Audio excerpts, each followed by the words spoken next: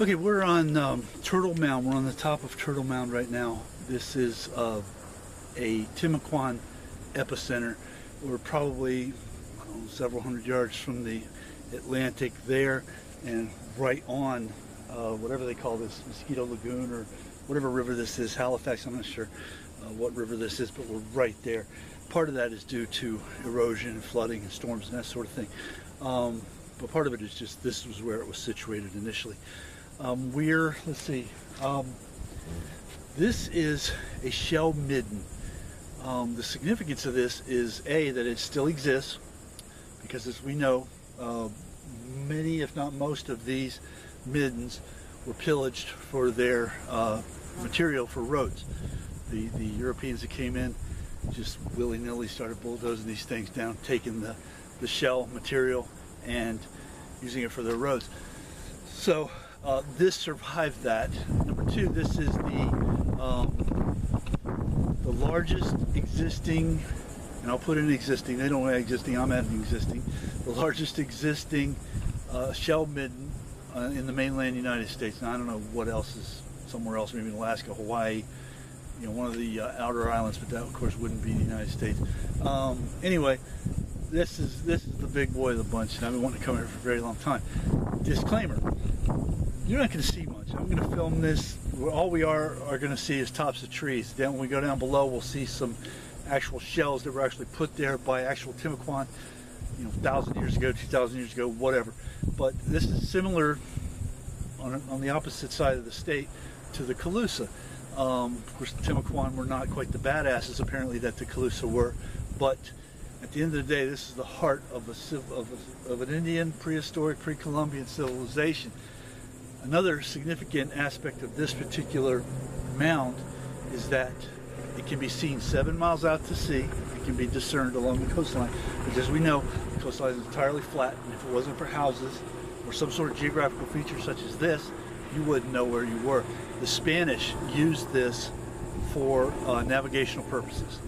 You know, when they were zipping up from wherever, Cuba or Santo Domingo, wherever they were in the islands, heading up to St. Augustine, they'd be like, okay, well, you know, there's Turtle Mound, we know where we're at. Nobody, of course, I don't know what they called it. They probably called it, I'm sure they called it something else, but apparently it's called Turtle Mound because it looks like a turtle.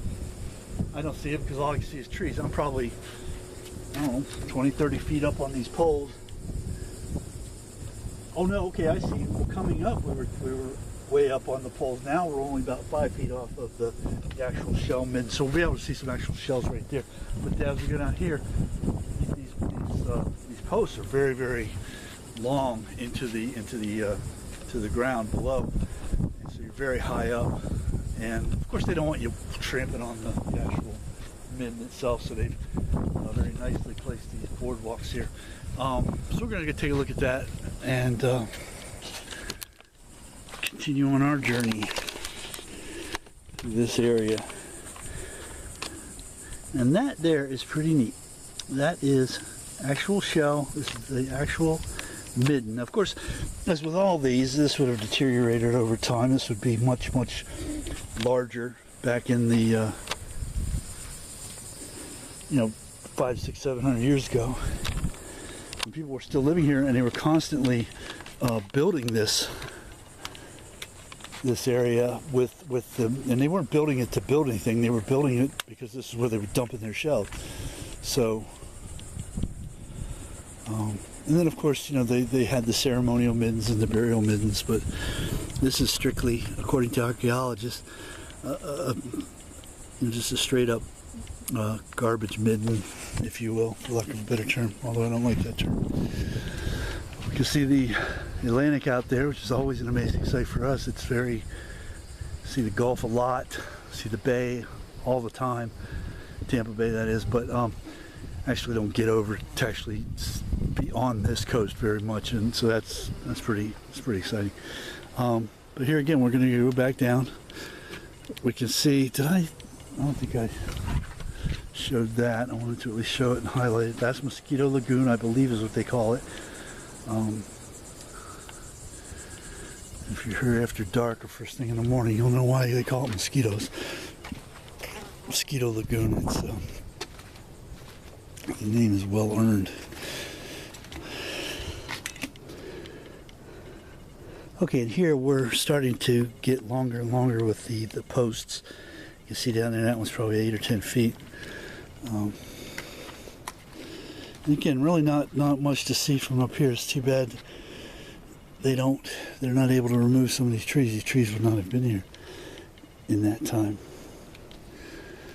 This would have been totally barren. There are pictures of it many years ago, but I believe there were trees at that point. Of course, as soon as people stop building on here, you're going to have trees. And here we see, just for reference sake, those posts are probably 10 or 12 feet. And then all the way down that pathway is very far up off the actual earth.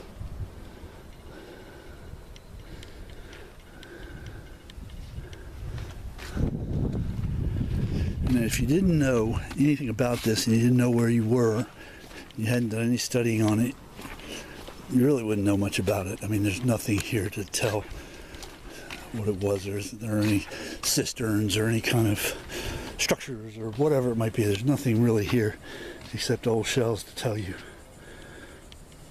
where you are. Oh, I can see it off in the distance. I don't think it's going to come in the film, but there's an osprey just jumped in to catch some prey, and right before him is a manatee. I was down earlier and there's manatee all over the place down below.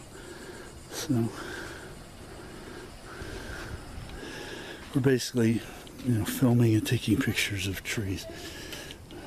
But to actually be here is the thing. To actually stand on this ground and know that you're standing where not only the ancient Timucua stood, but the Spanish as well. Okay, so we're heading back down now this boardwalk. The only way to get up here, unless you want to bushwhack, and I don't. I'm not going to. Not only would that be very difficult, but that would put the site at risk, and I'm not going to do that.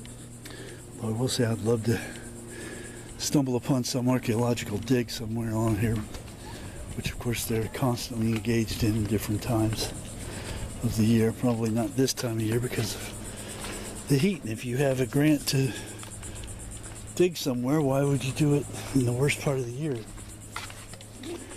Do it in January, February. Okay, so here again, try to keep this slow. You see the boardwalk going up. This is an extensive site, and it would have been much, much, much bigger in its original. You can definitely get a sense of how extensive and how much bigger it would have been. This is a good 20 feet off the surface, if not more.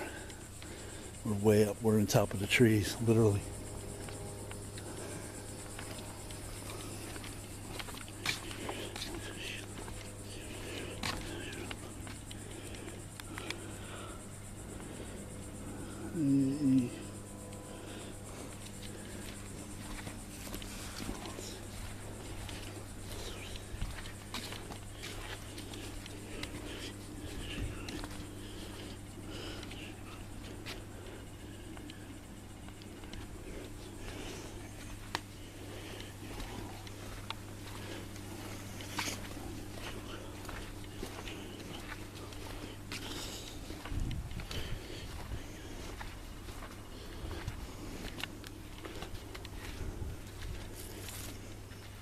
I like seeing the surface. There's parts of the surface you can see. We'll see more when we go down here.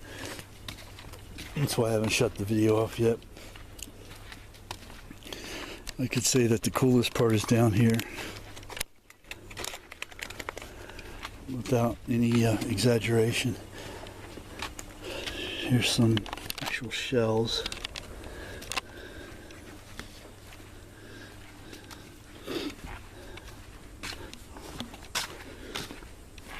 Okay, so we're down off of the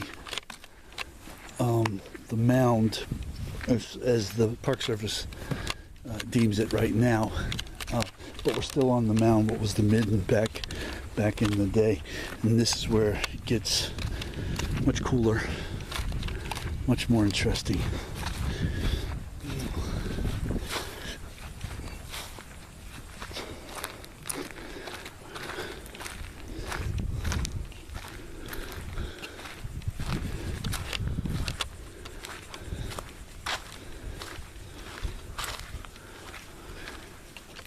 Okay, here's the first area along this path where you really can see what this is all about.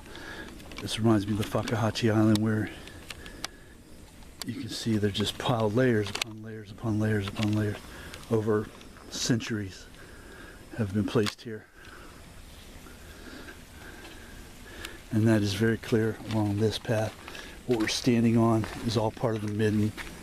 Part of the midden has been washed into the lagoon because of erosion, of course, motorboats and storms, the whole panoply of water erosion powers.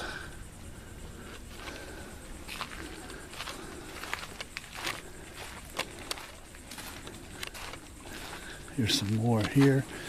You get more of a feel for the actual shell and not as much of vegetation as you see some of the shell in here. Keep in mind that prehistoric man put these shells here by his hand 1,000 years ago, 2,000 years ago. Here's some more here.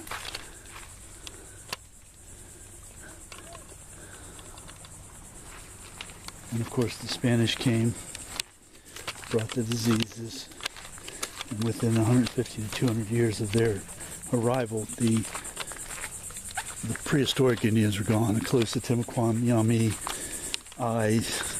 on and on and on. Just wiped out by the diseases. The lower creeks in the Yamasi moved in from Georgia, South Carolina, Alabama, and co-opted their lands, included whatever was left of the original prehistoric tribes into their own.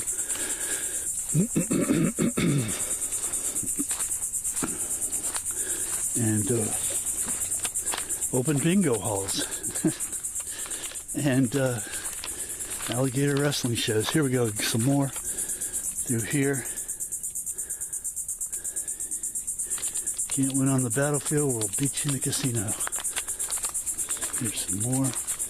This is it. This is right here. This is the most astonishing part to me. You get to see the actual shell. And these shells don't deteriorate.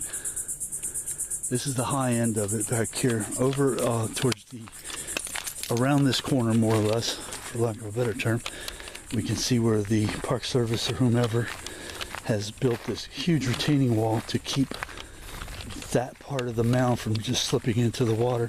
So kudos to them for doing that.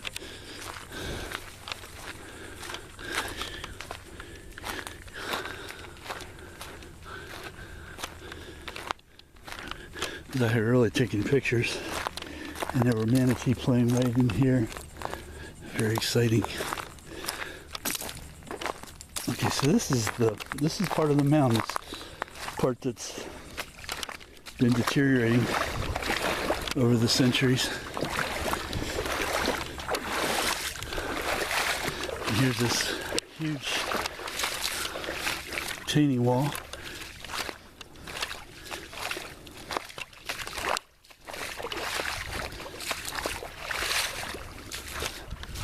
Up here, more. This is up in here. When you get into this, is more like what the actual mound looks like, and not as much trees. I mean, there's trees obviously all over the place, but excuse me, you can see the actual shell, which is what makes it a shell midden.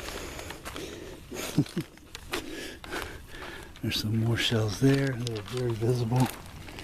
And then you got this huge retaining wall. It runs for another, I don't know, 70, 80 yards down, maybe a little more.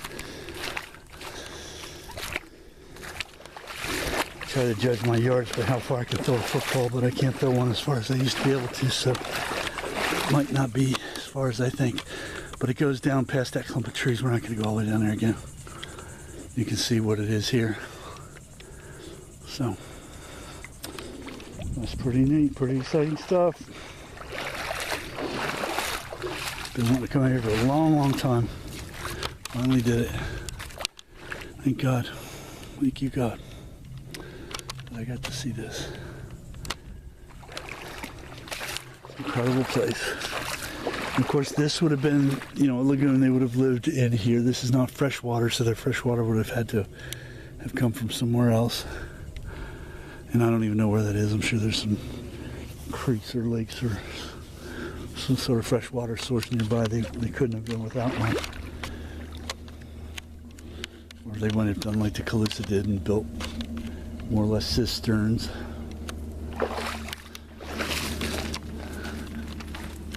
Here's a good shot up in here.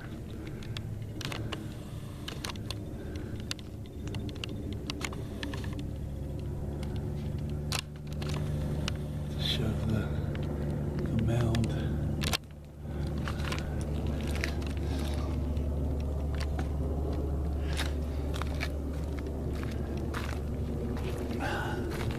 All right, we're gonna shut it down now.